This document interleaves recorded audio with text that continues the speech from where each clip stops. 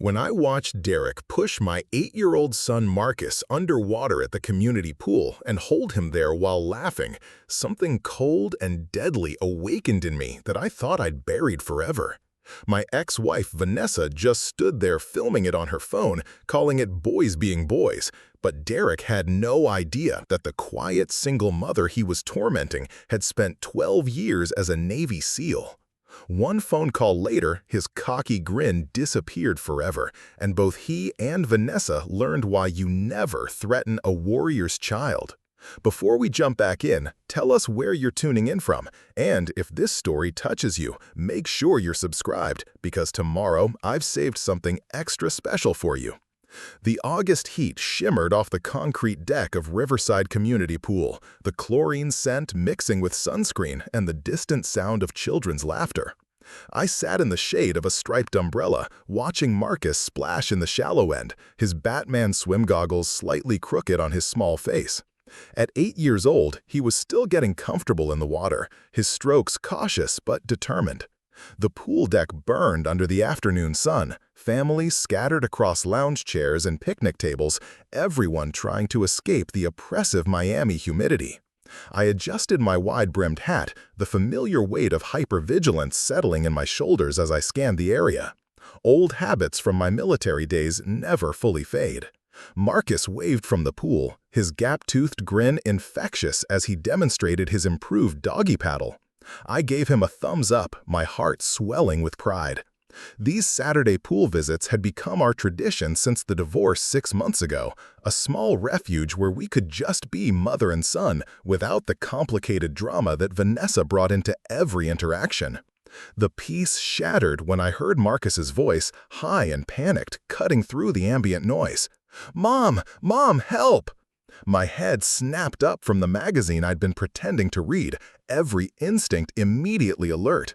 Derek stood in the pool behind my son, his muscular frame imposing against Marcus's slight build.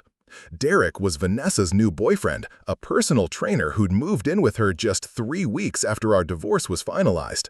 6 feet 2 inches of tribal tattoos and aggressive masculinity wrapped in swim trunks and an attitude problem. What I saw made my blood freeze. Derek had his large hands on Marcus's shoulders, pushing him down into the water with deliberate force. My son's arms flailed, his head disappearing beneath the surface as Derek held him there. The other poolgoers seemed oblivious, their conversations and activities continuing as if nothing was happening. But I could see everything with crystal clarity, my trained eye cataloging every detail of the assault happening in broad daylight. Marcus broke the surface, gasping and coughing, water streaming from his nose as he struggled to breathe. Derek's laugh boomed across the pool area, harsh and mocking. "Come on, little man, you gotta learn to hold your breath if you want to swim with the big boys." Before Marcus could fully recover, Derek pushed him under again, this time holding him down longer. My son's legs kicked frantically beneath the water, his small hands clawing at Derek's wrists in desperation. I was already moving, my chair scraping against the concrete as I stood. 12 years of military training kicked in, my mind instantly shifting into tactical mode, while my heart hammered with maternal fury.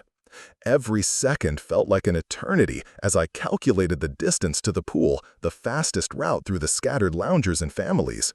My flip-flops slapped against the hot concrete, but I barely felt the burn. "Derek, stop!" The command came out with all the authority I'd learned to project during my years leading SEAL operations, cutting through the poolside chatter like a blade.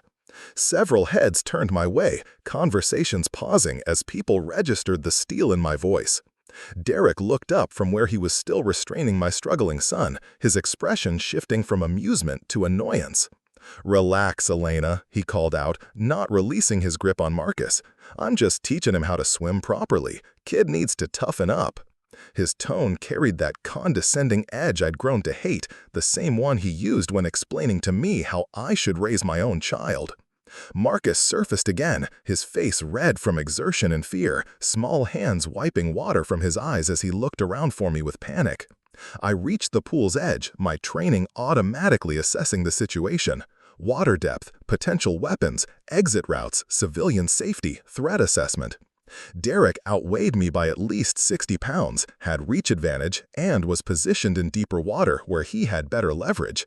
But he also had no idea what he was dealing with. In his mind, I was just another suburban mom in a sundress and sun hat. He couldn't see the warrior underneath. Let go of my son now. My voice carried the quiet menace I'd perfected during interrogations, the tone that promised consequences without raising volume. The few people within earshot began to take notice, sensing the tension crackling between us. A mother at a nearby table pulled her toddler closer, her eyes darting between Derek and me with growing concern. Derek's grip loosened slightly, but he didn't step away from Marcus. Instead, he waded closer to the pool's edge where I stood, bringing my son with him. You know what your problem is, Elena? You're too soft on him. Vanessa told me all about how you coddle this kid. He needs a man in his life to show him how the world really works. The mention of my ex-wife sent a fresh surge of anger through my system. I spotted Vanessa across the pool deck, lounging on a chair with her phone pointed in our direction, clearly recording the entire interaction. Her bleached blonde hair caught the sunlight as she adjusted her position for a better angle, a smirk playing on her lips. She was enjoying this, treating my son's terror like entertainment for her social media followers. Marcus tried to move toward me, but Derek's hand shot out, grabbing the back of his swim shirt and yanking him back. "Where you going, Gutty? We're not done with your swimming lesson yet." The casual cruelty in his voice, the way he treated my child like a toy for his amusement, pushed me past the edge of rational thought.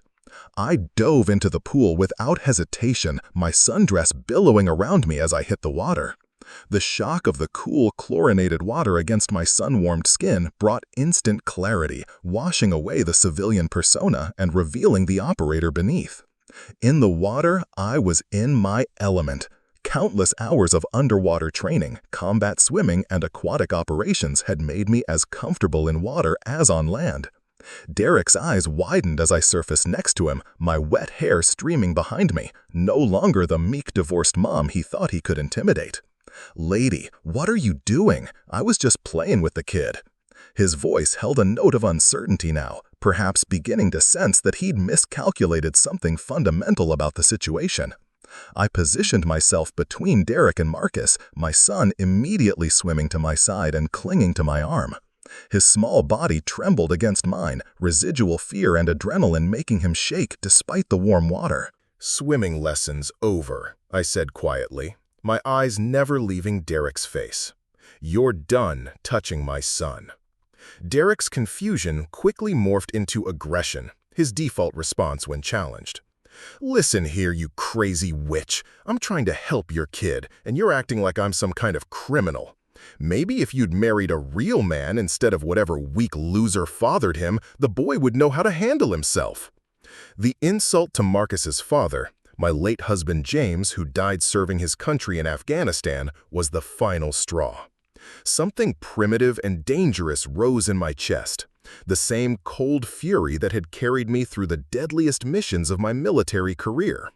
Derek had just crossed a line that couldn't be uncrossed.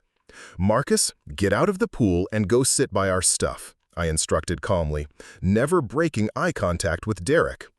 My son hesitated for a moment, sensing the change in atmosphere, then quickly swam to the ladder and scrambled out. I heard his bare feet slapping against the concrete as he ran to safety. Derek laughed, apparently interpreting my calm as weakness. "Smart move, getting the kid out of the way. Now maybe we can have an adult conversation about his discipline problems." He began wading toward me, his movements creating ripples that caught the afternoon light. "Vanessa tells me you've been filling his head with all kinds of nonsense about his dead daddy being some kind of a hero. Kid needs to learn that heroes are just guys who weren't smart enough to stay alive." The pool deck had grown quieter, other families beginning to notice the tension in the water. A lifeguard finally looked up from his phone, his whistle hanging idle around his neck as he tried to assess whether intervention was necessary. But he was just a teenager, probably working his first summer job, nowhere near equipped to handle what was about to unfold. I let Derek come closer, my body language remaining relaxed and non-threatening. To any observer, I looked like a woman backing down from a larger, more aggressive opponent. Derek's confidence grew with each step, his chest puffing out as he prepared to deliver what he clearly thought would be the finishing blow to my resistance. "Here's how this is going to work," he said, now close enough that I could see the gold chain around his neck, could smell the coconut scent of his sunscreen mixed with his cologne. "I'm going to be Marcus's stepfather soon, whether you like it or not. Vanessa and I are getting married, and I'm going to teach that boy how to be a man, starting with not running to mommy every time things get a little tough." The water around us was perfectly still, the afternoon sun creating patterns of light on the pool bottom. Other swimmers had moved away, sensing the electricity in the air, even if they didn't understand its source. I could hear Marcus calling my name from the safety of our lounge chair, his voice small and worried. Derek reached out to grab my arm, perhaps intending to shake me or push me around to emphasize his dominance. It was exactly the opening I'd been waiting for. His hand never made contact.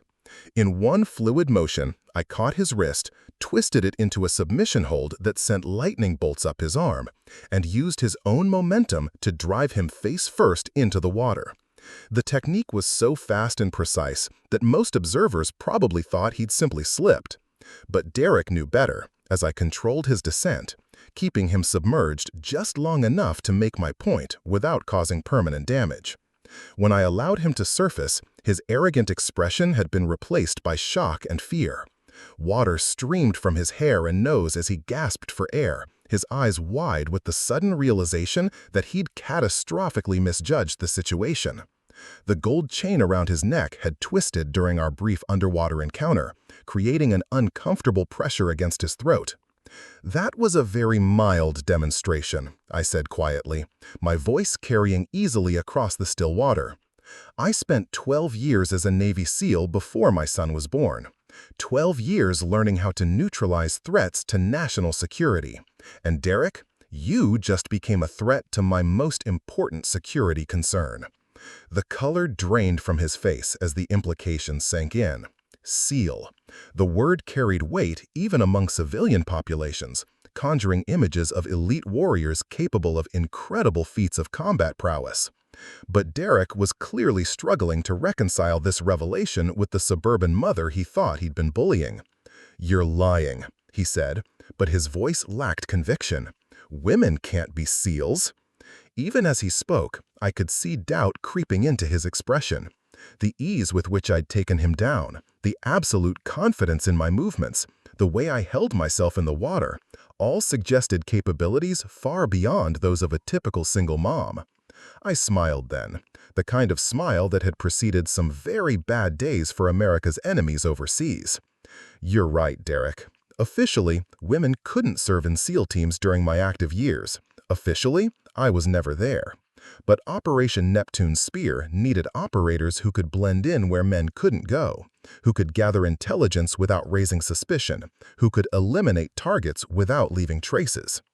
His Adam's apple bobbed as he swallowed hard, finally beginning to understand the magnitude of his error. Around us, the pool deck had gone almost silent, except for the mechanical hum of the filtration system. Other families were gathering their things, parents instinctively moving their children away from what their primitive survival instincts recognized as a dangerous predator. The thing about unconventional warfare, Derek, is that it's all about exploiting your enemy's assumptions. You assumed I was helpless. You were wrong.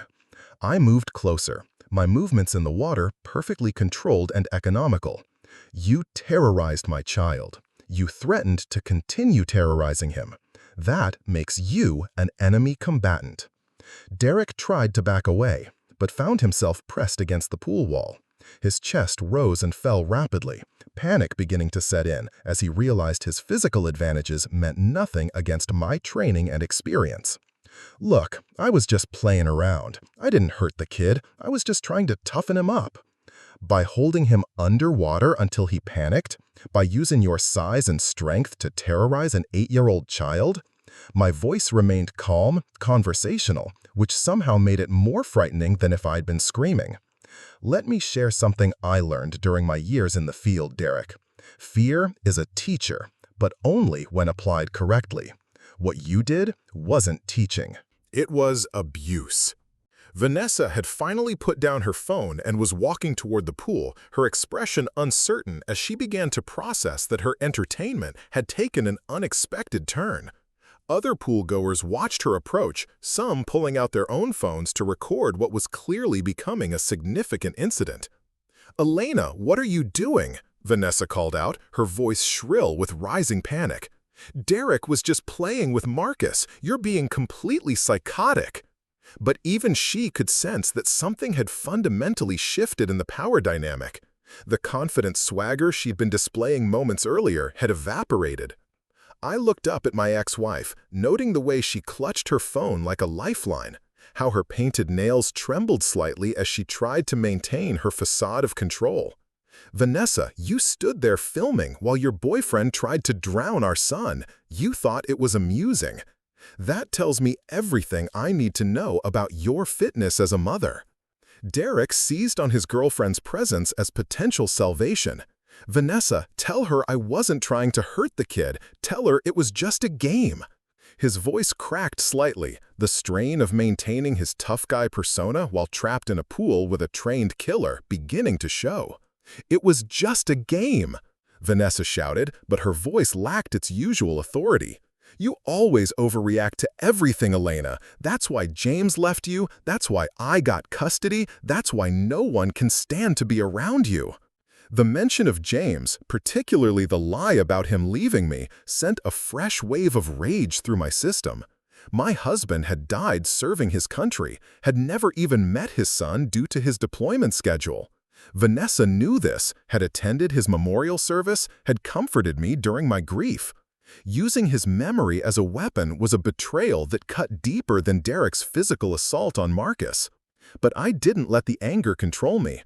Anger was a tool, like any other weapon in my arsenal, useful when properly channeled, but dangerous when allowed to run wild. Instead, I filed away Vanessa's words for future consideration and refocused on the immediate threat.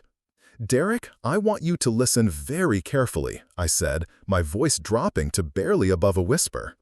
He had to strain to hear me over the pool's circulation system, which forced him to focus entirely on my words. "You're going to get out of this pool, collect your belongings, and leave. You're never going to come near my son again. You're never going to speak to him, look at him, or acknowledge his existence." "You can't tell me what to do," he protested, but his voice held no real conviction. The bravado was leaking out of him like air from a punctured tire, leaving behind a confused and frightened man who was beginning to realize he'd stumbled into something far beyond his comprehension. "I'm not telling you what to do, Derek. I'm explaining what's going to happen. Because if you ever threaten my child again, if you ever put your hands on him again, if you ever make him afraid again, I will remind you in much more specific terms exactly what my military training involved." To emphasize my point, I moved closer, my hand finding the pressure point just below his ear where his neck met his jawline.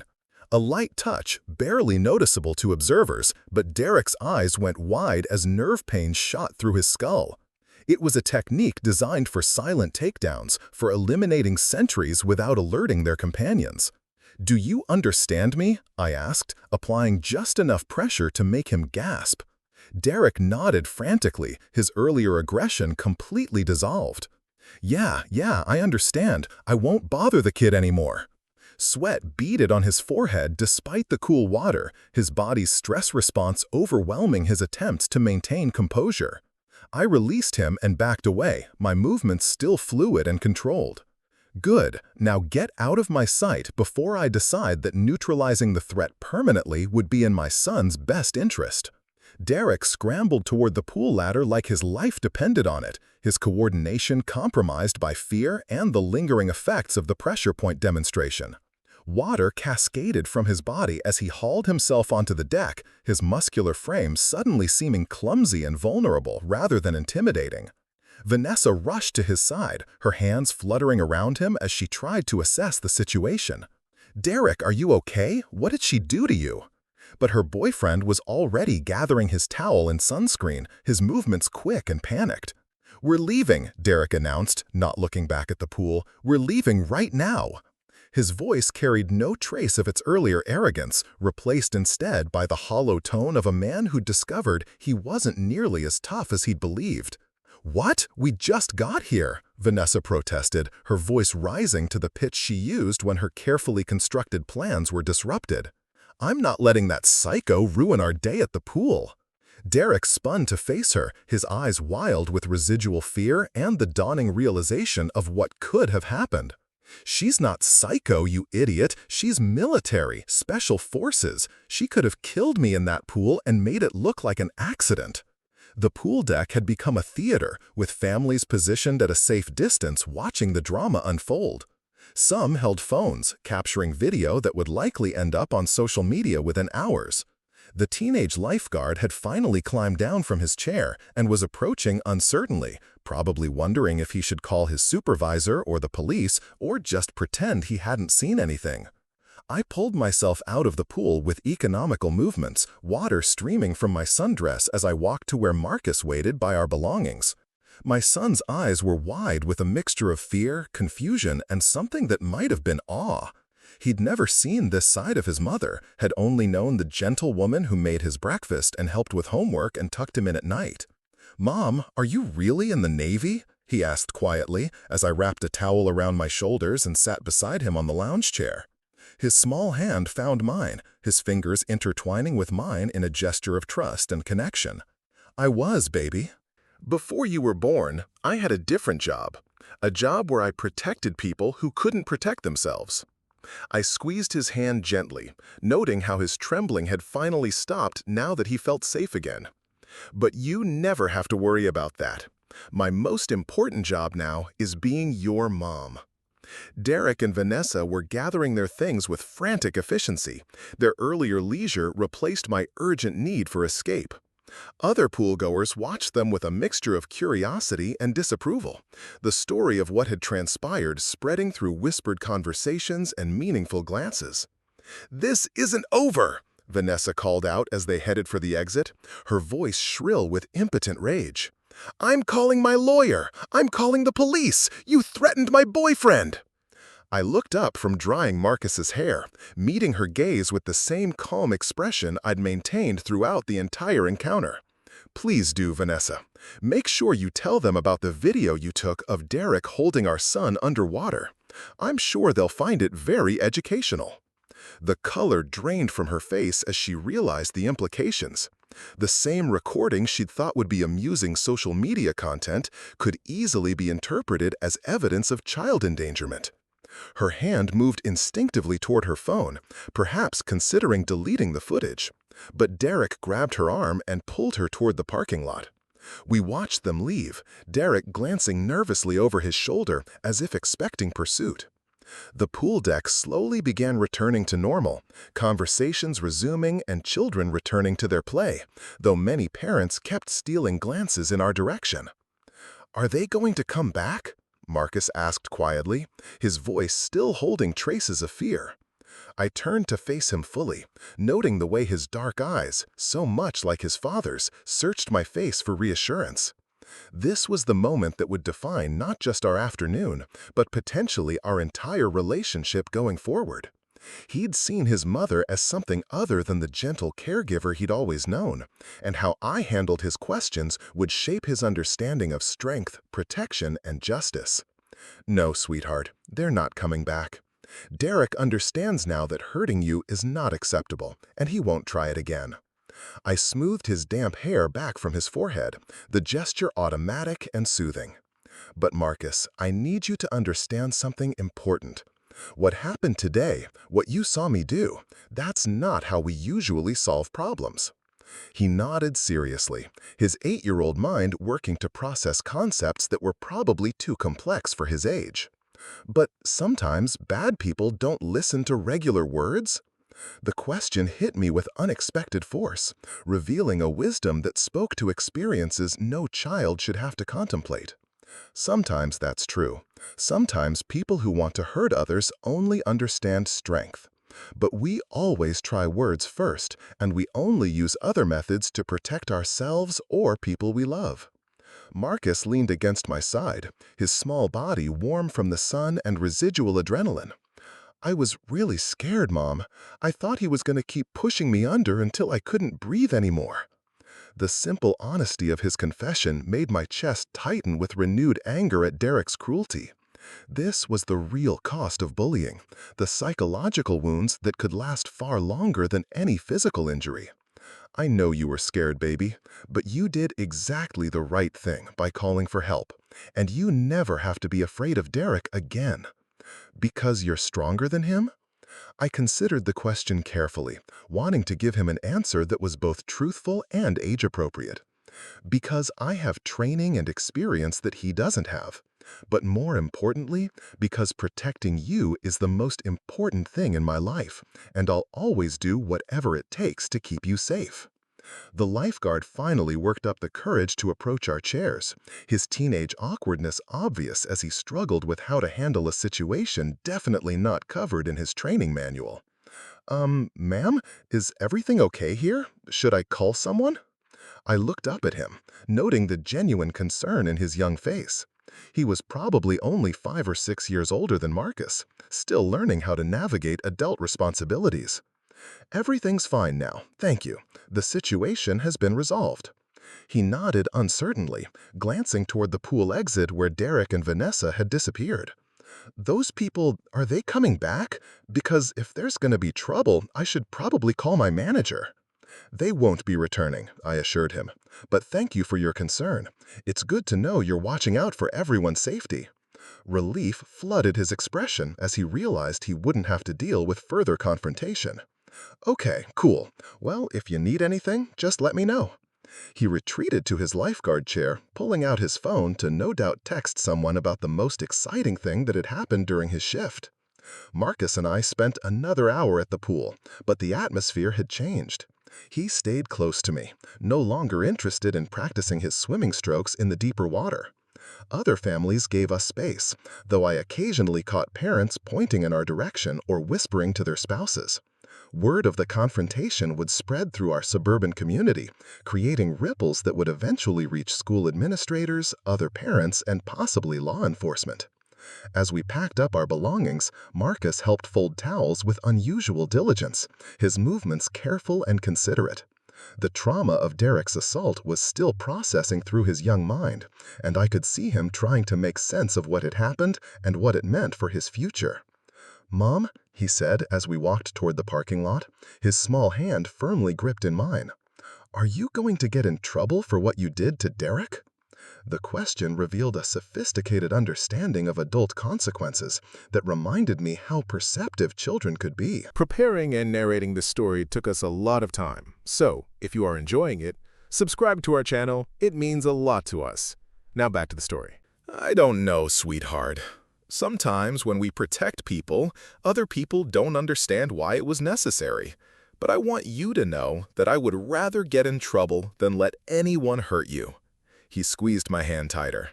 I'm glad you're Mom. The simple statement nearly undid my composure. After months of custody battles, Vanessa's constant criticism of my parenting, and my own doubts about balancing single motherhood with the psychological aftermath of military service, Marcus's unconditional acceptance felt like absolution. We drove home through Miami's suburban sprawl, the air conditioning battling the oppressive heat while Marcus dozed in his car seat. The radio played softly in the background, a talk show discussing local politics and community events, normal life continuing despite the afternoon's drama. My phone buzzed with text messages throughout the drive, friends and acquaintances who'd heard about the pool incident through the suburban gossip network. Some offered support, others curiosity, and a few carried barely concealed disapproval for my overreaction to what they characterized as a simple misunderstanding between adults. I ignored them all, focusing instead on the road ahead and the sleeping child in my rearview mirror. The afternoon's events had shifted something fundamental in our lives, revealing aspects of myself that I'd hoped to keep buried in the past. Marcus would have questions, Vanessa would cause problems, and Derek's humiliation would likely fester into resentment that could create future complications. But for the moment, driving through the familiar streets of our neighborhood with my son safe beside me, I felt something I hadn't experienced in months, the satisfaction of a mission completed successfully. The warrior I'd been trained to be had emerged when needed, neutralized a threat to my most precious asset, and retreated back into the shadows without causing unnecessary collateral damage. As we pulled into our driveway, I mentally began planning for the consequences that would inevitably follow.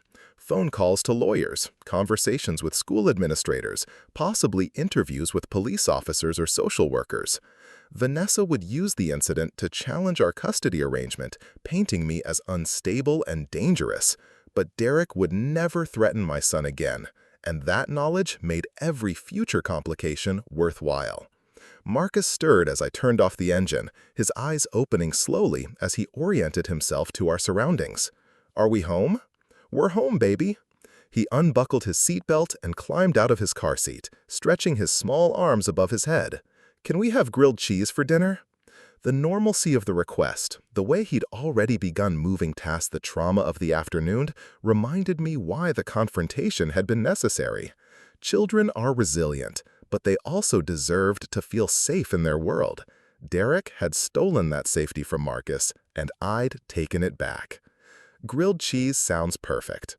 As we walked toward our front door, I caught sight of our reflection in the glass panel. A mother and son, hands linked, faces turned toward home and safety. To any observer, we looked perfectly ordinary, a typical suburban family returning from an afternoon at the pool.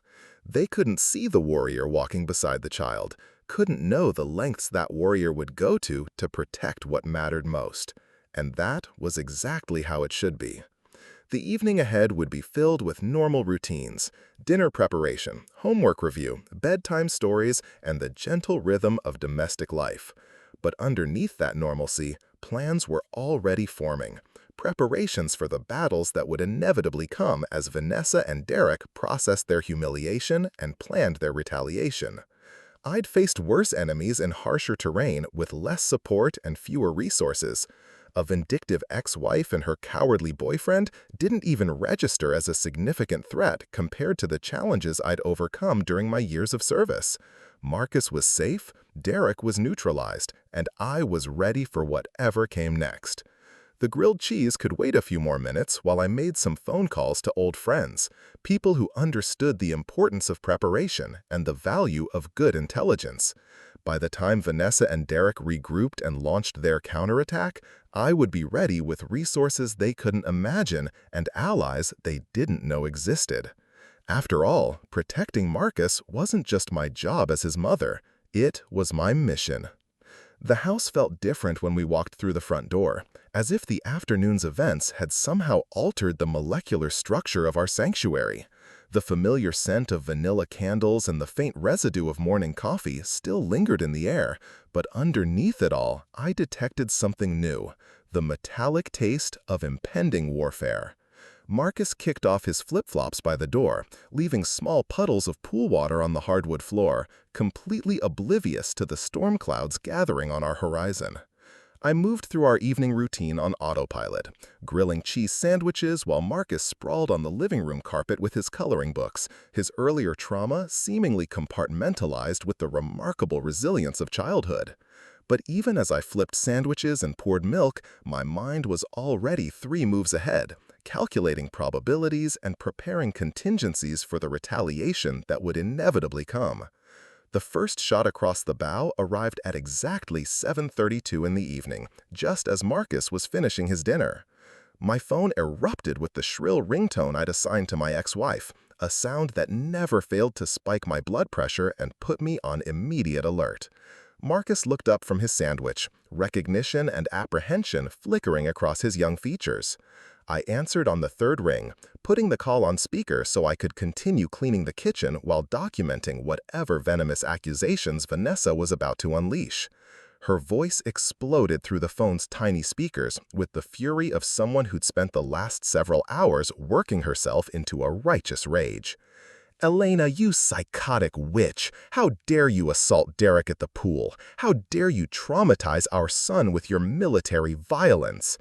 Her words came in rapid-fire bursts, punctuated by dramatic pauses that suggested she was pacing around her apartment, probably gesticulating wildly at her captive audience of one.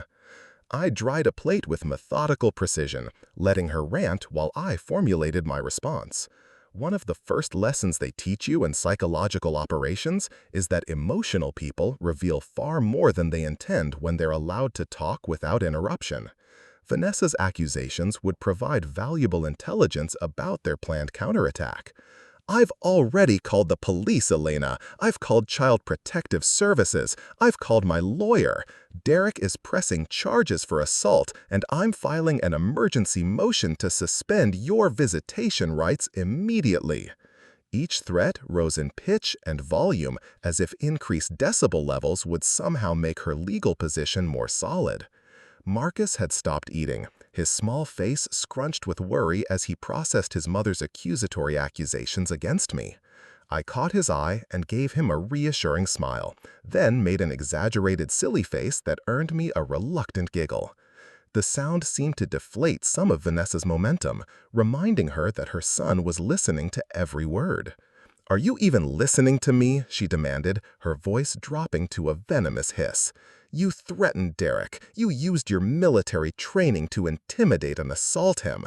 He could have drowned because of your psychotic behavior." The irony of her concern for Derek's potential drowning, given that she'd filmed him forcing Marcus underwater, was so absurd that I almost laughed out loud. Instead, I set down my dish towel and leaned against the kitchen counter, allowing a note of steel to enter my voice. "Vanessa, let me make sure I understand your position correctly. You're calling the police because I stopped your boyfriend from holding our 8-year-old son underwater against his will? You're contacting Child Protective Services because I protected Marcus from what any reasonable person would interpret as attempted drowning? Is that accurate?" The silence that followed stretched long enough for me to count Marcus's chews as he worked through his grilled cheese.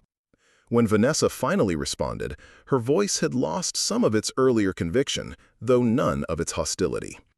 "Derek wasn't trying to drown anyone, he was teaching Marcus to swim. You completely overreacted to a normal swimming lesson because you can't handle the fact that Marcus needs a strong male influence in his life." I walked to the refrigerator and pulled out Marcus's favorite juice box, the mundane action helping me maintain the appearance of casual unconcern while my mind cataloged every word for future reference. A swimming lesson that involved holding a child underwater until he panicked and cried for help. A swimming lesson that you found entertaining enough to record on your phone. Tell me, Vanessa, what exactly did you plan to do with that video? Another pause, this one longer and more telling. In the background, I could hear Derek's voice, though I couldn't make out his words. Their muffled conversation continued for several seconds before Vanessa returned to the phone. "That video proves Derek was just playing with Marcus. It shows you attacking him for no reason. My lawyer says it's perfect evidence of your mental instability and violent tendencies." I punctured Marcus's juice box with the tiny straw, the sharp pop of plastic echoing through our kitchen like a small gunshot. "Your lawyer might want to review that footage more carefully, Vanessa. Frame-by-frame analysis tends to reveal details that casual viewing misses. For instance, the duration of time Marcus was held underwater, his facial expressions during submersion, his body language indicating distress rather than play." Marcus had abandoned his sandwich entirely now, his dark eyes moving between the phone and my face as he tried to understand the adult complexities swirling around him. I ruffled his hair gently, a physical reminder that he was safe and protected despite the legal storm brewing on the horizon.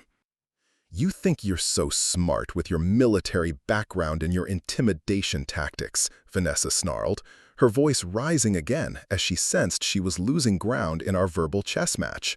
"But Derek knows people too, important people, people who don't appreciate having their friends threatened by crazy ex-wives with hero complexes." This was new information and potentially significant.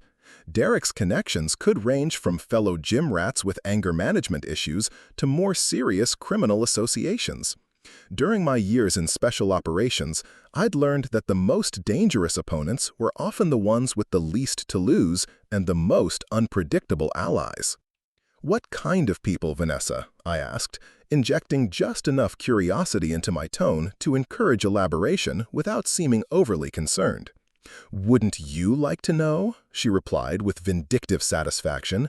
"Let's just say Derek has friends who know how to handle uppity women who don't know their place. Friends who understand that sometimes people need to learn lessons the hard way." Marcus's eyes went wide at the implicit threat, his small hands clutching his juice box so tightly that apple juice sloshed onto his shirt. The protective fury that had awakened at the pool surged through me again, colder and more focused than before. Threatening me was one thing, but allowing her boyfriend's mysterious associates to even peripherally menace my child crossed lines that couldn't be uncrossed. "Vanessa," I said quietly, my voice carrying the same deadly calm I'd used during the most dangerous moments of my military career. "I want you to think very carefully about what you just said. Are you telling me that Derek has associates who might pose a threat to Marcus or myself?" "I'm not telling you anything," she snapped, but I could hear the uncertainty creeping into her voice as she began to realize she might have revealed more than intended. "I'm just saying that actions have consequences, Elena. You can't go around attacking people and expect nothing to happen in return." I moved to the living room where I could see Marcus more clearly, noting the way his shoulders had tensed and his breathing had become shallow. 8 years old was far too young to be exposed to adult threats and implications of violence, but Vanessa's need for dramatic effect apparently outweighed any concern for our son's psychological well-being. "Marcus, sweetheart, why don't you go upstairs and get ready for your bath? I'll be up in a few minutes to help you with your hair." He nodded quickly, clearly eager to escape the tension radiating from the phone conversation. His bare feet pattered up the hardwood stairs, and I waited until I heard his bedroom door close before returning my full attention to Vanessa's threats. "Now that our son is out of earshot," I continued, my voice dropping to barely above a whisper, "let me be absolutely clear about something, Vanessa. If Derek or any of his associates make any move against Marcus or myself, if they come to our home, if they approach us in public, if they so much as drive past our neighborhood, I will consider it an act of aggression against a United States citizen and respond accordingly." "You can't threaten us," Vanessa protested, but her voice lacked its earlier fire.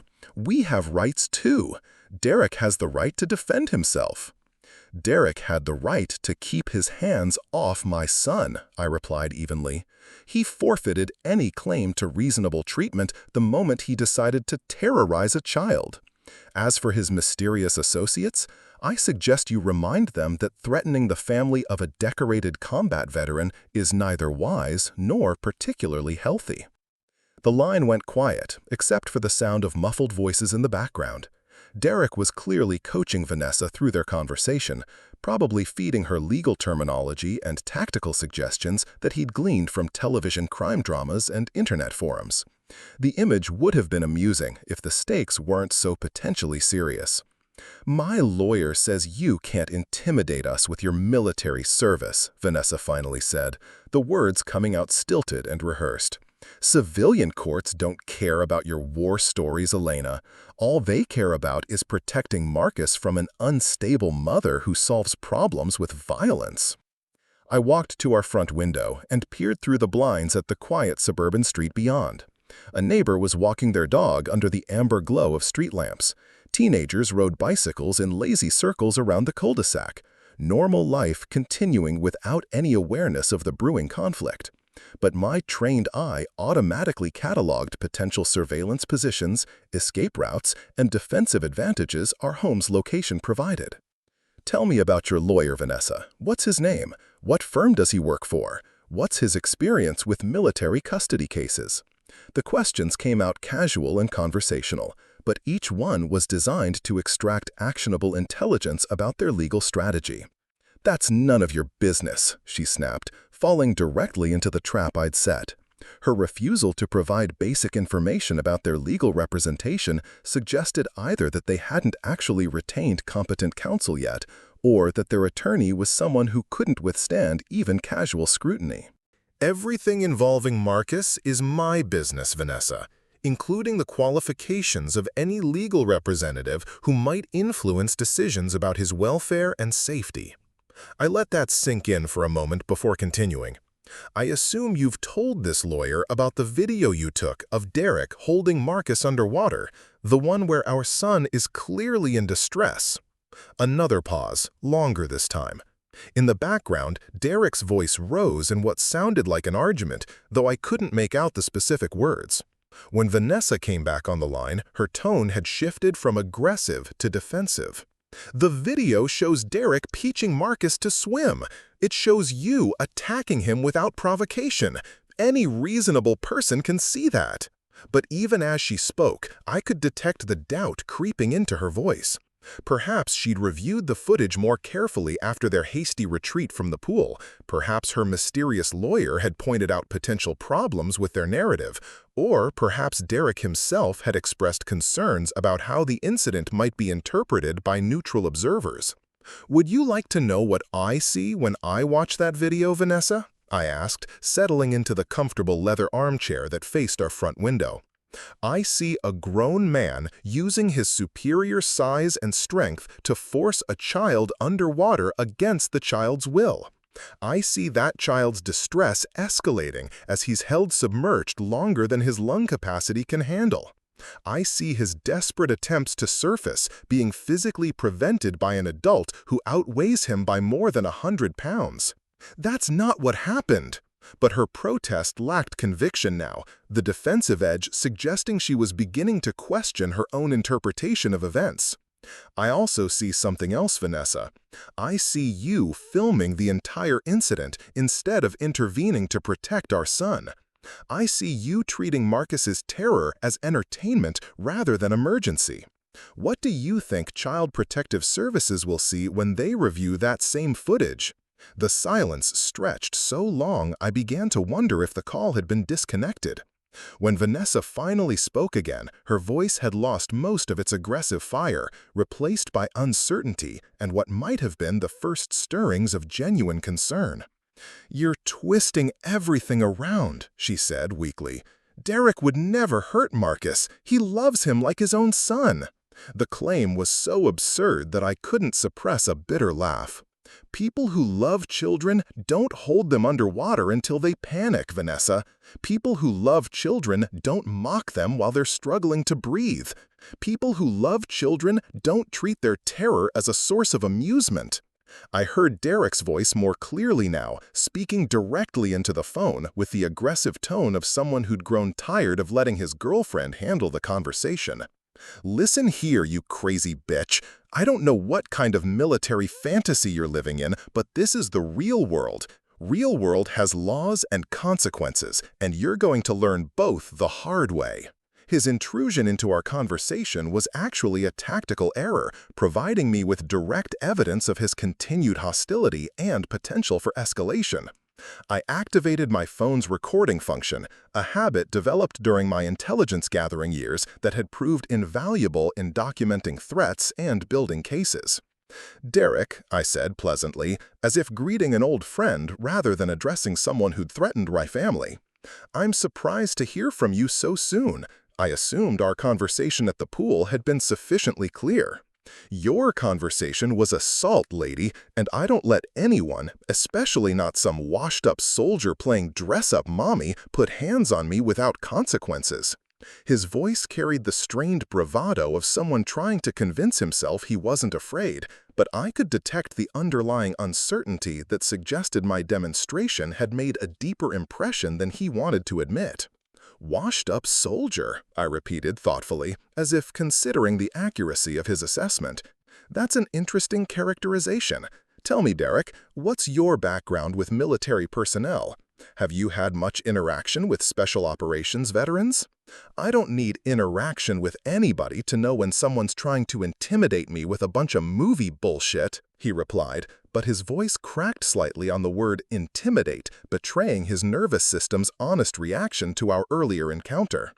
Marcus appeared at the top of the stairs in his pajamas, his hair damped from his bath, and his favorite stuffed elephant tucked under one arm. He looked down at me questioningly, probably wondering if it was safe to come back downstairs or if he should retreat to his bedroom until the angry voices stopped coming from my phone. I held up one finger in a just a minute gesture and mouthed the word story, which immediately brightened his expression. Our bedtime reading routine was sacred, one of the few constants that had remained unchanged throughout all the upheaval of divorce and custody battles and new living arrangements. "Derek," I said into the phone, deliberately emphasizing the word our to remind both him and Vanessa exactly whose welfare took priority in all of our calculations. "But before I go, let me offer you some free advice based on my years of professional experience dealing with threats and threat assessment." "I don't want your advice, you psycho." "The advice is this. When someone demonstrates capabilities that exceed your understanding or experience, the intelligent response is de-escalation and withdrawal, not escalation and retaliation. What happened at the pool today was a very mild demonstration compared to what I'm capable of when my child's safety is genuinely threatened." Marcus had started down the stairs, moving quietly in his sock feet as he tried to gauge whether it was safe to approach. His presence reminded me that every word of this conversation was being absorbed by young ears, potentially creating fears and anxieties that could last far beyond whatever legal or personal conflicts emerged from today's events. "Are you threatening me again?" Derek demanded, his voice rising to a pitch that suggested his fragile masculinity was feeling increasingly challenged by a suburban mom who refused to be intimidated. "I'm educating you," I replied calmly, "the same way you claimed to be educating Marcus when you held him underwater today. The difference is that my lessons are designed to prevent future problems rather than create them."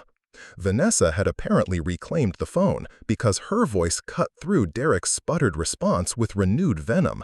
"You think you can scare us with your tough talk, Elena, but we're not backing down. Derek's friends know how to handle bullies, especially crazy military bullies who think they can terrorize normal people." Marcus had reached the bottom of the stairs and was hovering in the doorway between the foyer and living room, his dark eyes wide with concern as he processed his mother's hostile tone and threatening words. I patted the arm of my chair, inviting him to sit beside me. He scrambled up into the chair, his small body warm and solid against my side as I wrapped around him protectively. Having him close helped center my priorities and remind me that all of this drama was ultimately about ensuring his safety and well-being.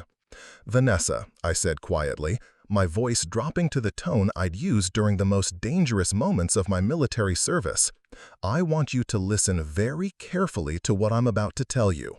If Derek's friends make any move against Marcus or myself, if they come to our home, if they approach us anywhere, if they make any gesture that could be interpreted as threatening, I will respond with the full extent of my training and experience." "You can't threaten us," she shrieked, but the hysteria in her voice suggesting she was finally beginning to understand that she might have stumbled into something far more serious than a typical custody dispute. "I'm not threatening anyone, Vanessa. I'm explaining consequences. Marcus is my son, and protecting him is not just my responsibility as his mother, it's my mission as someone who swore an oath to defend what matters most. Derek chose to make himself a threat to that mission when he put his hands on my child." Marcus looked up at me with a mixture of confusion and admiration, his 8-year-old mind probably struggling to reconcile the gentle bedtime story mom with the steely-voiced woman speaking into the phone. I smiled down at him reassuringly and ruffled his still damp hair. "I have to go now," I continued into the phone. "Our son needs his bedtime story, and unlike some people, I prioritize his emotional needs over petty adult conflicts. But Derek, if you're still listening, remember what I told you at the pool. Some lessons only need to be taught once." I ended the call without waiting for a response and set the phone aside, immediately shifting my full attention to Marcus. His small face was scrunched with worry, and I could see questions forming behind his dark eyes. "Mom, are Derek and Vanessa going to hurt us?" he asked quietly, his voice small and uncertain in the suddenly peaceful living room. The question hit me like a physical blow, reminding me that all of this adult drama was creating very real fears in my child's mind. 8 years old was far too young to be contemplating the possibility of physical danger from adults who should have been protecting him. "No, sweetheart," I said firmly, pulling him closer against my side.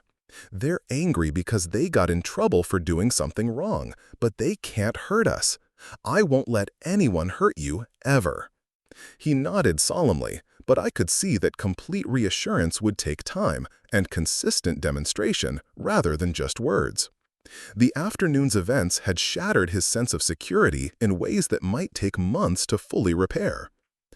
"Are you really as strong as you seemed at the pool?" he asked, his voice carrying the mixture of awe and uncertainty that children display when they discover their parents have capabilities beyond their everyday experience. I considered how to answer honestly without frightening him further or creating unrealistic expectations about violence as a solution to problems. "I have special training that most people don't have, Marcus, training that helps me protect people when they're in danger. But the most important thing isn't being strong, it's knowing when to use that strength and when to try other solutions first." "Like talking instead of fighting?" "Exactly like that. Fighting should always be the last choice. Only when talking and other solutions don't work and someone you love is in immediate danger." He seemed satisfied with that explanation, his small body relaxing against mine as the tension of the phone call began to fade. But I knew that the conversation with Vanessa and Derek had marked a significant escalation in our conflict, one that would require careful planning and preparation to navigate safely. "Can we read our story now?" Marcus asked, holding up the book we'd been working through over the past week, a collection of adventure tales about brave children overcoming obstacles through cleverness and cooperation. "Of course we can," I agreed, grateful for the return to normal routines and innocent concerns. "But first, let me just make one quick phone call, okay?" He nodded and settled more comfortably against my side, while I scrolled through my contacts to find the number I needed. Lieutenant Colonel Sarah Martinez had been my commanding officer during 2 of my most challenging deployments, a woman whose tactical brilliance was matched only by her absolute loyalty to the people under her command. More importantly, she'd remained in Miami after her retirement and now worked as a private security consultant for high-profile clients who valued discretion as much as effectiveness. Sarah answered on the second ring, her voice carrying the crisp professionalism that had made her one of the most respected officers in our unit. "Elena Rodriguez, I was wondering when you'd call. Word travels fast in our community, and I heard you had an interesting afternoon at the pool." The speed with which news had reached her reminded me that the special operations community in South Florida was smaller and more tightly connected than most civilians realized. Former operators tended to keep track of each other, partly from lingering professional habits and partly from genuine concern for people who understood the unique challenges of transitioning from military to civilian life. "Sarah, I need advice," I said directly, knowing she would appreciate efficiency over social pleasantries. "The situation is escalating beyond simple custody drama. Threats have been made, and there are suggestions of third-party involvement that I need to assess properly." "Civilian threats or something more serious?" Her tone sharpened slightly, the subtle shift from social conversation to tactical consultation that characterized all of our interactions when business was involved. "Unknown at this point. Ex-wife's boyfriend claims to have associates who know how to handle uppity women. Could be empty bravado, could be something that requires more careful attention." Marcus looked up at me curiously, probably wondering why my voice had gone back to the same serious tone I'd used during the confrontation with Derek. I smiled down at him and pointed to his book, encouraging him to look at the pictures while I finished my call. "Names and background information?" Sarah asked, and I could hear the faint clicking of computer keys as she began pulling up whatever databases she had access to through her consulting work. "Derek Castellanos, approximately 28 years old, personal trainer, drives a black Dodge Challenger with custom exhaust, lives with my ex-wife Vanessa Rodriguez in the Coral Gables area, probably in one of the newer apartment complexes near the university. "Give me 24 hours, Sarah said immediately. "I'll run him through the usual channels and see what kind of associates he's connected to. If it's just gym buddies with anger issues, we handle it one way. If it's something more organized, we handle it differently." The matter-of-fact way she discussed handling threats reminded me why I'd served under her leadership with such confidence. Sarah Martinez never made promises she couldn't keep, never underestimated opponents, and never left her people unsupported when facing danger. "I appreciate it, Sarah. One more thing. I may need documentation of today's incident, video analysis, witness statements, that sort of thing. The ex-wife is claiming I assaulted her boyfriend when I stopped him from drowning my son." "Already in progress," she replied, which didn't surprise me at all. Sarah's network included former intelligence analysts who specialized in digital forensics, legal experts who understood how to present evidence in civilian courts, and investigators who could track down witnesses before they forgot crucial details or were intimidated into changing their stories. "You always were 3 steps ahead of everyone else," I said with genuine gratitude. "I'll stay alert and keep Marcus close until we know what we're dealing with." Smart approach. And Elena, whatever these people think they know about handling military veterans, they're probably wrong. Most civilian criminals have never encountered anyone with our particular skill set. Use that advantage, but don't underestimate the possibility that they might have resources or connections that could surprise you. After ending the call with Sarah, I turned my full attention back to Marcus, who had been patiently waiting through both conversations with the remarkable tolerance that children develop when their parents are dealing with adult crises. He looked up at me expectantly, his book open to the page we'd left off the previous night. "Ready for our story now?" I asked, settling more comfortably in the chair and adjusting the reading lamp to cast warm light across the pages. "Ready," he confirmed, snuggling against my side with the complete trust that reminded me exactly why all of this planning and preparation was necessary. As I began reading about brave children facing impossible odds through intelligence and determination, part of my mind remained focused on tactical considerations and potential threats.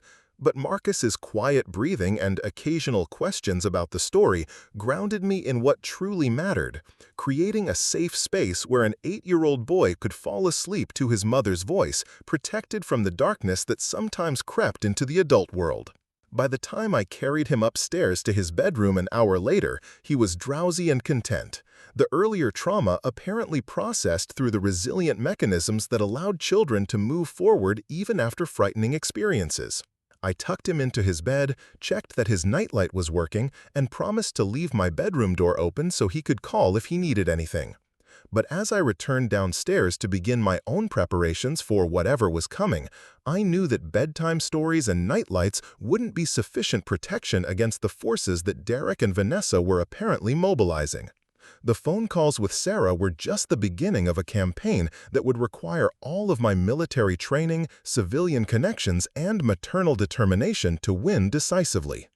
I spent the next 2 hours reviewing everything I knew about Derek Castellanos, searching social media profiles and public records for information that might reveal the nature and extent of his mysterious associates. His Instagram account showed typical gym culture imagery, protein shakes and supplement advertisements, workout videos featuring impressive but show-offy lifting techniques, and group photos with other fitness enthusiasts who seemed to prioritize intimidating appearances over genuine athleticism. But buried deeper in his posts, I found more interesting content. Photos from motorcycle rallies that included faces I recognized from my years studying organized crime intelligence briefings. References to private security work that seemed inconsistent with his public persona as a personal trainer. Check-ins at locations that served as known meeting places for groups involved in debt collection, illegal gambling, and other activities that existed in the gray areas between legitimate business and outright criminality. Derek might be exactly what he appeared to be, a small-time wannabe tough guy with more ego than actual capability. Or he might have connections to people who could pose genuine threats to Marcus and myself.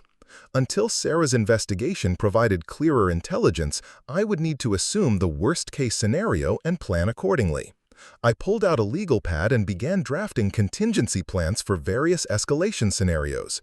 If Derek and his associates limited themselves to legal harassment through custody challenges and police complaints, I could counter with superior documentation and witness testimony. If they moved to intimidation tactics like property damage or following us in public, I could respond with surveillance countermeasures and evidence gathering that would support restraining orders and criminal charges. But if they chose to escalate to direct physical threats or attempted violence, my response would shift from defensive to offensive, drawing on capabilities that Derek couldn't imagine and resources that extended far beyond what any civilian criminal organization could match. The most important factor in all of these scenarios was protecting Marcus from both immediate physical danger and the long-term psychological damage that could result from prolonged exposure to adult conflict and violence. 8 years old was a critical age for developing trust in the world's basic safety and predictability. Too much exposure to genuine adult dangers could create anxiety and hypervigilance that would affect his development for years to come. I made a note to contact his school counselor first thing Monday morning, providing them with a carefully edited version of recent events that would help them recognize signs of stress or behavioral changes without unnecessarily alarming them about potential security concerns. Teachers and administrators needed enough information to provide appropriate support without so much detail that they might panic or overreact. By midnight, I had drafted response plans for 6 different escalation scenarios, compiled a comprehensive dossier of publicly available information about Derek and his known associates, and prepared detailed documentation of the afternoon's pool incident, including witness contact information and a minute-by-minute timeline of events. If this conflict moved into legal or law enforcement channels, I would be ready with evidence that could withstand scrutiny from hostile attorneys and skeptical investigators. But as I finally headed upstairs to check on Marcus one more time before attempting to get some sleep, I knew that preparation and documentation would only carry us so far. If Derek and his mysterious friends chose to escalate beyond legal channels, if they decided that intimidation and harassment weren't sufficient to satisfy their wounded pride, then my response would need to demonstrate capabilities that civilian criminals rarely encountered. I stood in the doorway of Marcus's bedroom, watching his small form rise and fall with the steady breathing of peaceful sleep. His stuffed elephant had fallen to the floor, and I retrieved it quietly, tucking it back under his arm without waking him. He stirred slightly, muttering something incomprehensible in his sleep, then settled back into the deep rest that only children seemed capable of. Tomorrow would bring whatever consequences Derek and Vanessa had spent the evening planning. Phone calls from lawyers or police officers, attempts to manipulate school administrators or social workers, perhaps even the first moves from whatever associates Derek claimed to have in his corner. But tonight, Marcus was safe in his own bed, protected by someone who understood exactly what protection meant and exactly how far she was willing to go to ensure it. I left his door cracked open and retreated to my own bedroom, where I spent another hour reviewing tactical manuals and contact lists that I hadn't touched since my transition to civilian life. Some skills atrophied without practice, but others remained sharp even after years of disuse, waiting patiently to be activated when circumstances demanded their application.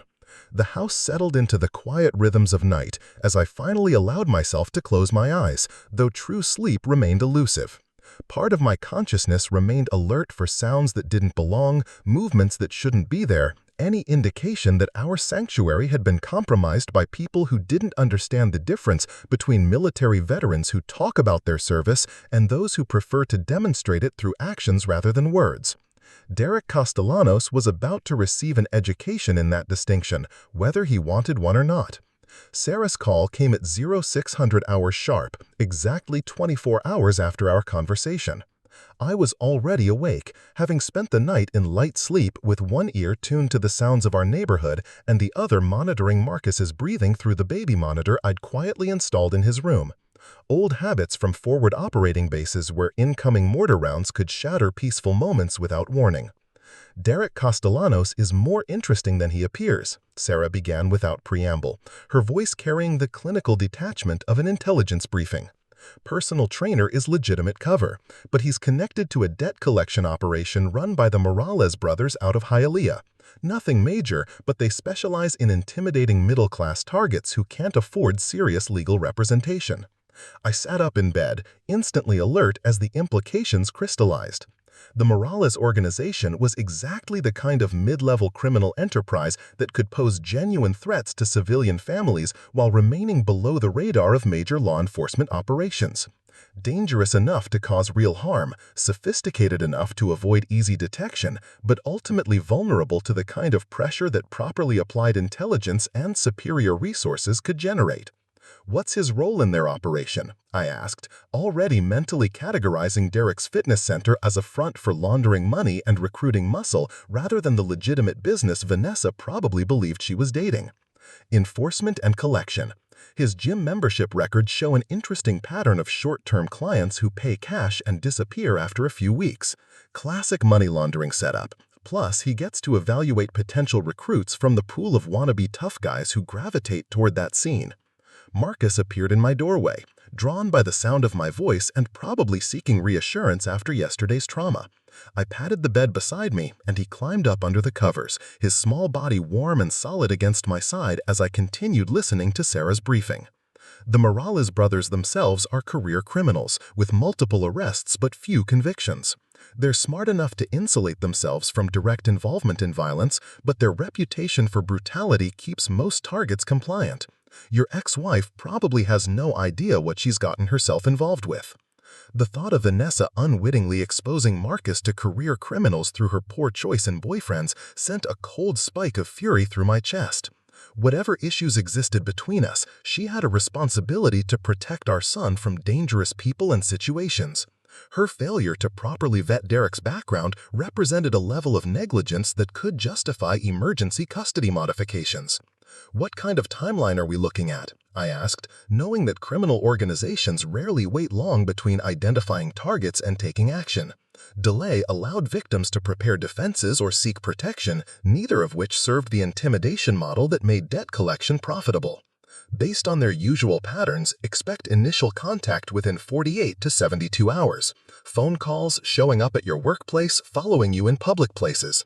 They like to establish their presence and gauge your reaction before escalating to property damage or direct threats. Marcus pressed closer against my side, his 8-year-old instincts probably picking up on the tension in my voice even if he couldn't understand the specific nature of our conversation. I stroked his hair gently, the familiar gesture helping to ground me in what truly mattered regardless of whatever criminal threats were mobilizing against us. "I need options, Sarah. Legal channels, law enforcement contacts, and contingencies if this escalates beyond civilian solutions." Already prepared. The knowledge that experienced professionals were available if circumstances required their intervention provided a level of reassurance that civilian police protection couldn't match. Sarah's network included people who understood exactly what capabilities former special operations personnel possessed and how to leverage those capabilities within legal frameworks. I appreciate the backup, but I'm hoping to resolve this without involving outside operators. Marcus has been through enough trauma without exposing him to the kind of resolution that brings federal attention. Understood. But, Elena, don't let maternal instincts override tactical judgment. If these people escalate to genuine violence, protecting your son means ending the threat decisively rather than hoping civilian authorities can handle military-level problems.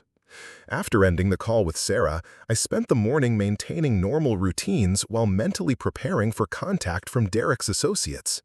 Marcus needed breakfast, cartoons, and the comfortable predictability that helped children process traumatic experiences without developing lasting anxiety disorders.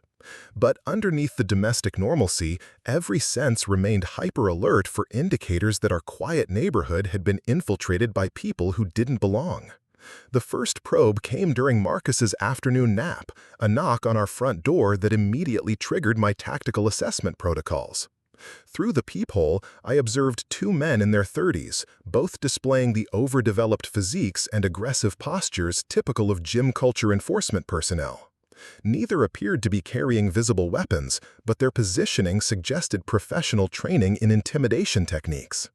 I opened the door with the chain lock engaged, creating just enough space for conversation while maintaining a barrier that would slow any attempt at forced entry. The taller of the two men, olive-skinned with elaborate neck tattoos, stepped forward with the confident swagger of someone accustomed to civilian compliance. "Elena Rodriguez, we need to talk about the problem you created for our friend Derek yesterday." His voice carried the practiced menace of someone who delivered similar messages to dozens of frightened targets, each successful intimidation reinforcing his confidence in the effectiveness of his approach. "I don't believe we've been introduced," I replied pleasantly, as if welcoming neighbors who dropped by to discuss gardening tips rather than criminal associates delivering threats. "Are you gentlemen from Derek's gym? I wasn't aware personal trainers made house calls in residential neighborhoods." The shorter man, stockier and less articulate than his partner, shifted impatiently from foot to foot. His movements suggested someone more comfortable with direct action than psychological warfare, probably the muscle component of their partnership. "Lady, this ain't a social visit. You messed with the wrong people, and now there's gonna be consequences." I smiled with genuine amusement, the expression apparently confusing them, since most of their targets probably responded to initial contact with fear or anger, rather than what appeared to be polite interest in their criminal methodology. "Consequences for protecting my son from attempted drowning? That's fascinating. Tell me, do you gentlemen have children of your own?" The question clearly wasn't part of their standard intimidation script, and I could see them exchanging uncertain glances as they tried to determine whether I was genuinely confused about the severity of their visit or operating from some kind of strategy they didn't recognize. "Look, we're trying to be reasonable here," the tall one continued, probably deciding to skip whatever preliminary psychological pressure they'd planned in favor of direct threats. "Derek's got friends who don't appreciate uppity women who think they can assault people without consequences. You're gonna apologize to Derek, pay his medical expenses, and drop any legal action you might be considering." "Medical expenses?" I inquired with apparent concern. "Was Derek injured during yesterday's swimming incident? I wasn't aware that a brief underwater experience had caused any lasting damage. Perhaps he should consider improving his breath-holding capacity before attempting to teach swimming to children." Marcus stirred upstairs, probably awakened by the sound of unfamiliar voices at our front door. I needed to conclude this conversation quickly before he became frightened by the presence of strangers who were clearly not here for friendly purposes. "Lady, I don't think you understand the situation here," the shorter man interjected, his patience apparently exhausted by my failure to respond appropriately to their intimidation tactics. "We ain't asking, we're telling. You got 24 hours to make this right with Derek, or things are gonna get unpleasant for you and your kid." The explicit threat against Marcus triggered the same cold fury that had awakened at the pool, but this time I allowed it to sharpen my focus rather than cloud my judgment. These men had just crossed the line from criminal harassment to direct threats against a military dependent, fundamentally changing the nature of our interaction. "I want to make sure I understand your position correctly," I said, my voice maintaining the same pleasant tone while my mind shifted into combat assessment mode. "You're threatening harm to an 8-year-old child because his mother prevented an adult from holding him underwater against his will. Is that accurate?" "We're telling you how things are going to be," the tall one replied, apparently interpreting my calm demeanor as weakness or confusion rather than the deadly stillness that preceded violence in people trained to kill efficiently and quietly. I stepped back from the door as if retreating in fear, then closed it entirely. Through the peephole, I watched them exchange satisfied glances, probably assuming they'd successfully intimidated another suburban mom into compliance with their organization's demands. They walked back to their car, a black sedan with tinted windows parked directly in front of my house, taking their time and making no effort to conceal their license plate or faces. The moment their car disappeared around the corner, I was on the phone with Detective Maria Santos, providing her with detailed descriptions of both men and their vehicle information. Within minutes, she'd initiated surveillance protocols that would track their movements and identify their base of operations, creating an intelligence picture that could support either arrest warrants or more direct intervention depending on how the situation evolved. Marcus appeared at the top of the stairs, rubbing sleep from his eyes and looking concerned about the voices he'd heard during his nap. "Mom, who was at the door? Were they bad guys?"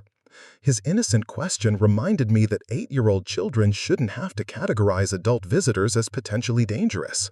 But Derek's association with criminal organizations had forced that awareness into our previously safe suburban existence. I climbed the stairs to meet him, wrapping him in a reassuring hug while my mind continued processing tactical considerations. "They were men who work with Derek, sweetheart. They wanted to talk about what happened at the pool yesterday, but they weren't very polite about it." I guided him toward the kitchen, maintaining normal afternoon routines while internally preparing for escalated contact from the Morales organization. "Are they going to hurt us like Derek tried to hurt me in the pool?"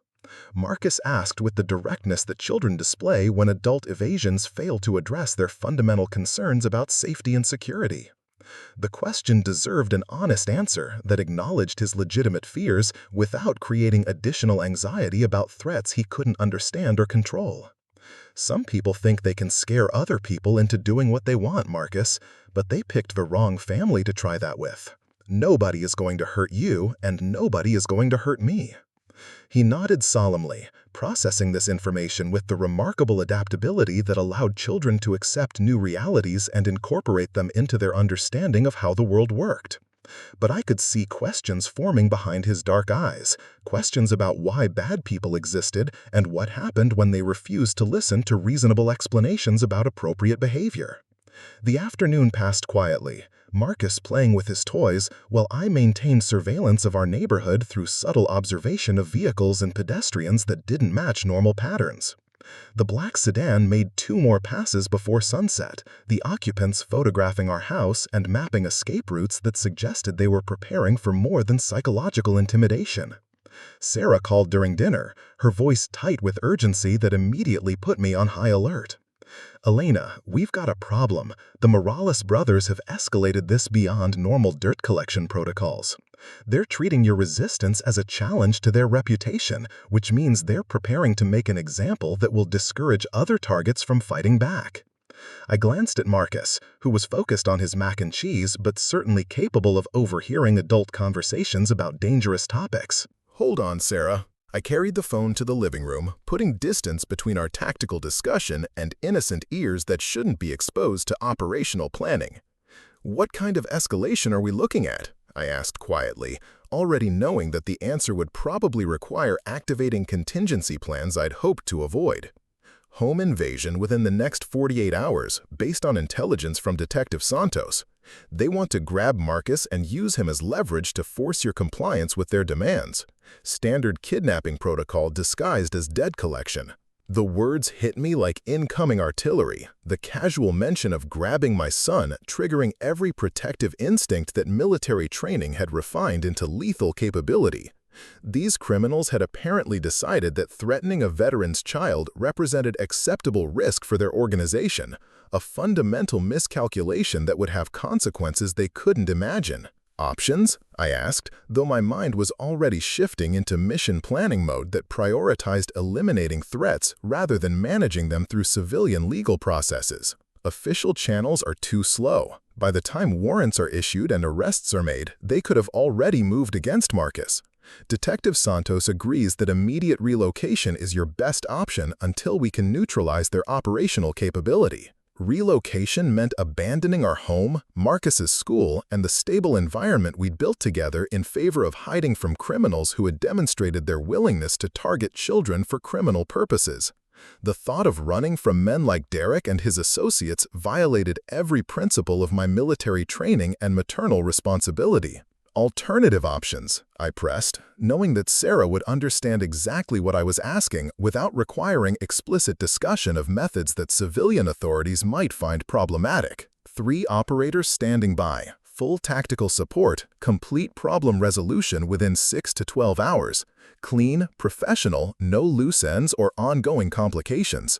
Marcus would be completely safe and you'd never have to worry about these people again. The offer represented exactly the kind of definitive solution that military training suggested when civilian options proved inadequate for protecting high-value assets. But involving outside operators would mean exposing Marcus to violence that could traumatize him far beyond anything Derek had attempted at the pool. I need time to consider all options, Sarah. Meanwhile, can you provide immediate security for Marcus while I handle the tactical situation? Already arranged. Maria Santos has agreed to take him overnight as a family friend rather than official protective custody.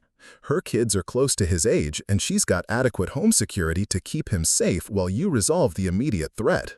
The plan provided exactly what I needed. Marcus's safety guaranteed by people I trusted, combined with operational freedom to address the Morales organization using methods that wouldn't expose an 8-year-old child to the kind of violence that resolved military-level problems decisively.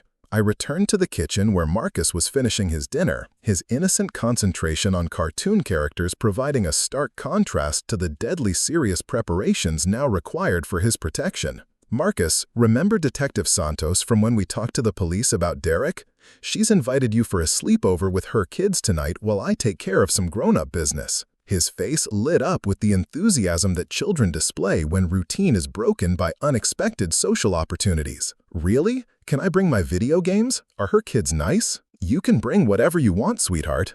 Detective Santos said her daughter loves the same shows you do, and they have a swimming pool in their backyard. The mention of swimming caused a brief shadow to cross his expression, probably triggering memories of Derek's assault, but he quickly recovered with the resilience that continued to amaze me. "Will you pick me up tomorrow?" he asked, the question carrying undertones of the abandonment fears that children develop when their stable world becomes unpredictable through adult conflicts and disruptions. "First thing tomorrow morning," I promised, kissing the top of his head while mentally calculating how long neutralizing the Morales organization would require once I was free to operate without civilian constraints or concerns about exposing my son to collateral damage. Detective Santos arrived at 7:30, her unmarked police car providing official cover for what was essentially a military family protection operation. She greeted Marcus with the warmth of someone genuinely fond of children, immediately putting him at ease about spending the night with strangers while his mother handled unspecified adult problems. As they drove away, Marcus waving through the rear window with excitement about his impromptu adventure, I felt the familiar emotional compartmentalization that had enabled successful completion of the most dangerous missions during my active service. Personal feelings and maternal anxieties locked away, replaced by clinical assessment of tactical requirements and operational objectives. The Morales organization had chosen to threaten my child, fundamentally altering the nature of our conflict from civilian dispute to military-level problem requiring military-level solutions. They will learn the difference between intimidating frightened suburbanites and threatening someone trained to eliminate threats to national security assets. I spent the next hour preparing our home for company, arranging furniture and lighting that would provide tactical advantages while appearing normal to casual observation. Motion sensors activated, security cameras positioned to document whatever unfolded, emergency contacts notified of potential police response requirements. The black sedan returned at 11:47, parking 2 houses down with a clear view of our front door. Through night vision scopes, I observed 3 occupants conducting final surveillance before launching whatever operation they'd planned for home invasion and child kidnapping.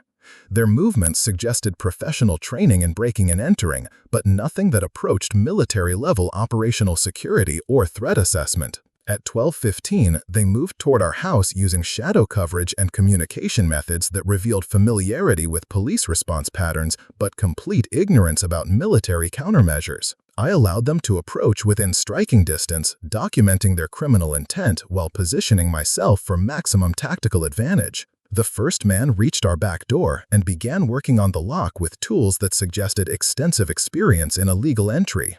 His partners positioned themselves to control escape routes and provide overwatch, standard criminal methodology that would have been effective against civilian targets who lacked specialized training in close-quarters combat. I moved through our darkened house with the silent efficiency that had enabled successful completion of dozens of hostage rescue operations, positioning myself where I could neutralize all 3 targets before they realized their intended victims weren't helpless suburbanites waiting to be victimized by criminal organizations. The back door opened with barely audible click, and the first intruder stepped into our kitchen with confidence born from successful completion of similar operations against frightened families who lacked military resources. His partners followed, night vision equipment and suppressed weapons indicating preparation for violence against any resistance they encountered.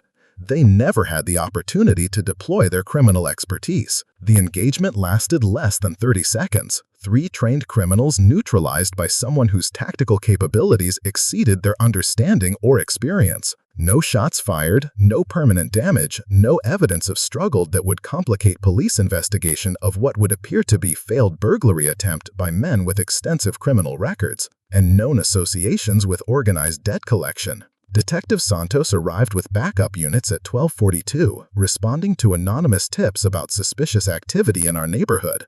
The 3 intruders were discovered unconscious in our backyard, their illegal weapons and burglary tools providing sufficient evidence for arrests on multiple felony charges that would remove them from civilian streets for years. I provided detailed statements about hearing unusual sounds and calling police, my account supported by security camera footage that documented their illegal entry attempt while somehow missing the brief moments when their criminal enterprise encountered resistance they hadn't anticipated. The investigation continued through dawn, crime scene technicians documenting evidence while detectives built cases that would ensure lengthy prison sentences for people who'd chosen to threaten military families without understanding the consequences of that decision. By sunrise, our quiet suburban neighborhood had returned to normal, no indication that civilian criminals had attempted to kidnap a veteran's child, and learned exactly why such operations represented unacceptable risks to their personal safety. I picked up Marcus from Detective Santos at 8:30, his excitement about his sleepover adventure providing perfect cover for any residual tension from the previous night's activities. He chattered about video games and swimming pools while I mentally debriefed the tactical operation and considered what additional measures might be necessary to ensure our long-term security. Mom, Detective Santos said some bad guys tried to break into our house last night, but the police caught them. Are we safe now? Marcus asked with the directness that children display when adult explanations don't address their fundamental concerns about security and protection. We're safe, sweetheart, I confirmed, the certainty in my voice reflecting operational reality rather than hopeful reassurance. The bad guys who wanted to hurt us can't hurt anyone anymore, and Derek's friends understand now that threatening our family was a very bad decision. Vanessa called at 10:15, her voice shrill with panic as news of the arrests reached her through whatever channels connected her to Derek's criminal associates. Elena, what did you do? Derek's friends are in jail. The police are asking questions about organized crime.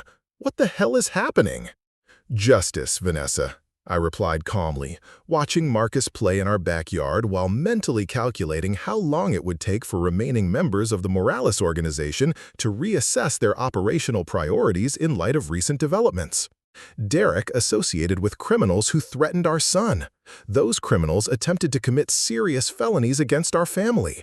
Now they're facing consequences for their actions.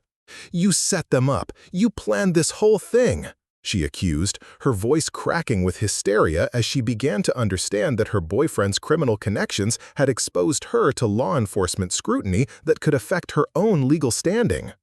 I protected my child, Vanessa, the same way any parent should when career criminals threaten to kidnap their 8-year-old son.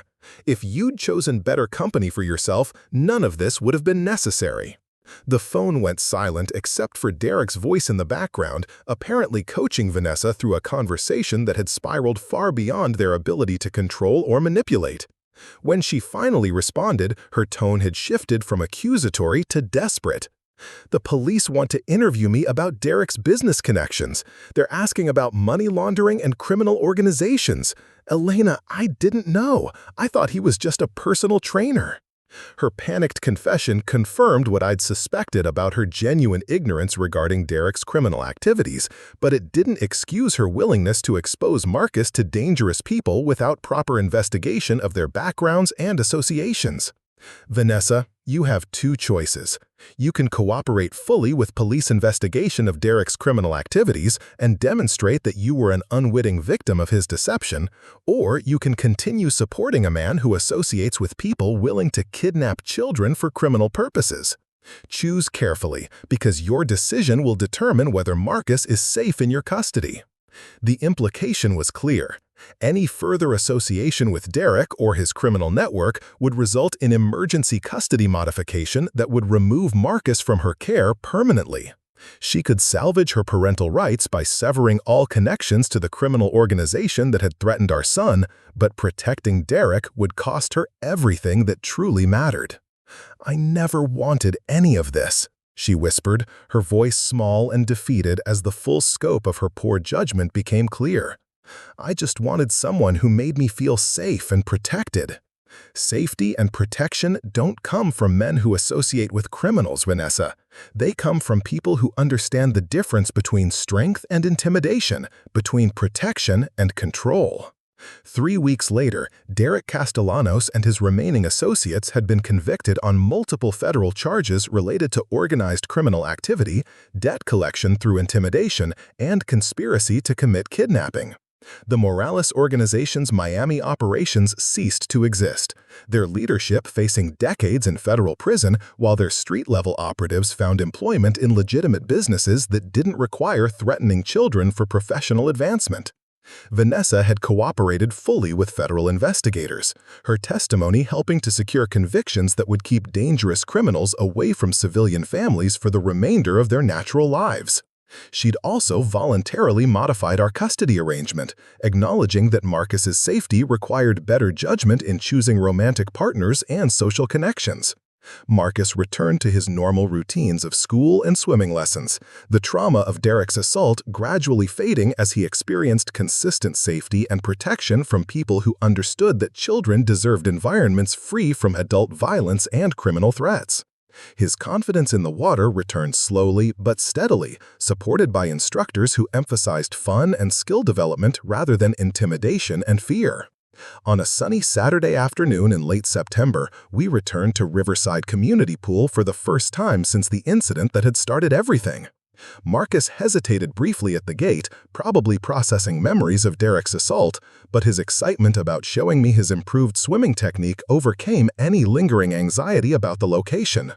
The pool area looked exactly the same, families scattered across lounge chairs and picnic tables, children playing in the shallow end while parents watched from the shade of colorful umbrellas. But everything felt different now, safer somehow, as if removing the threat of Derek and his associates had restored the innocent predictability that children need for healthy development. Marcus jumped into the shallow end with a splash that soaked nearby swimmers, his gap-toothed grin bright with the joy of a child who no longer worried about adult hands forcing him underwater against his will. He demonstrated his improved doggy paddle with pride, his strokes confident and controlled as he navigated the pool with growing skill and enthusiasm. "Look, Mom, I can go all the way to the deep end now," he called out, his voice carrying across the water with excitement and accomplishment rather than fear and distress. I watched him swim with the steady, economical strokes that good instruction had developed over months of patient practice. No intimidation, no forced submission, no terror disguised as teaching. Just a young boy learning skills that would serve him well throughout his life, supported by people who understood that strength came from competence rather than dominance. "I'm proud of you, Marcus," I called back, and meant it completely. Not just for his swimming progress, but for his resilience in overcoming trauma, his trust in my ability to protect him, and his capacity to find joy again in activities that had been contaminated by Derek's cruelty. The afternoon passed peacefully, Marcus playing with other children while I relaxed in the familiar shade of our umbrella.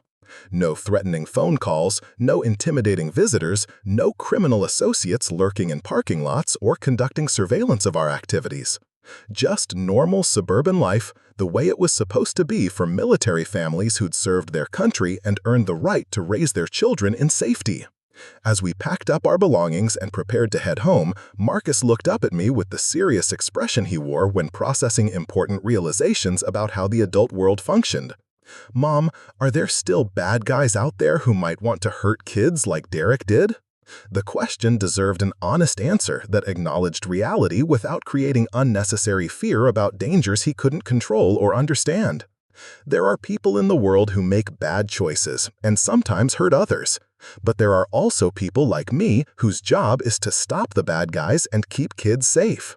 He nodded thoughtfully, processing this information with the remarkable wisdom that children sometimes display when adult explanations ring true with their own observations about justice and protection. So if bad guys try to hurt other kids, you'll stop them too?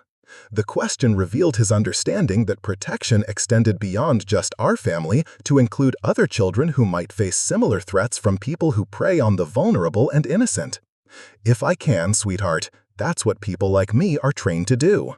As we walked toward our car, Marcus reached up and took my hand with the absolute trust that children reserve for people who've proven their willingness to sacrifice everything for their safety and well-being. The simple gesture reminded me exactly why Derek's assault had triggered such deadly consequences, and why those consequences had been both necessary and justified. Some lessons only needed to be taught once, and the criminal organizations of Miami had learned that threatening a Navy SEAL's child represented a fundamental miscalculation about the nature of American military families and their capacity for decisive action when circumstances required it. Marcus was safe, Derek was incarcerated, and justice had been served with the precision and finality that characterized military operations conducted by people who understood exactly what protection meant and exactly how far they were willing to go to ensure it. Up next, you've got two more standout stories right on your screen. If this one hit the mark, you won't want to pass these up. Just click and check them out.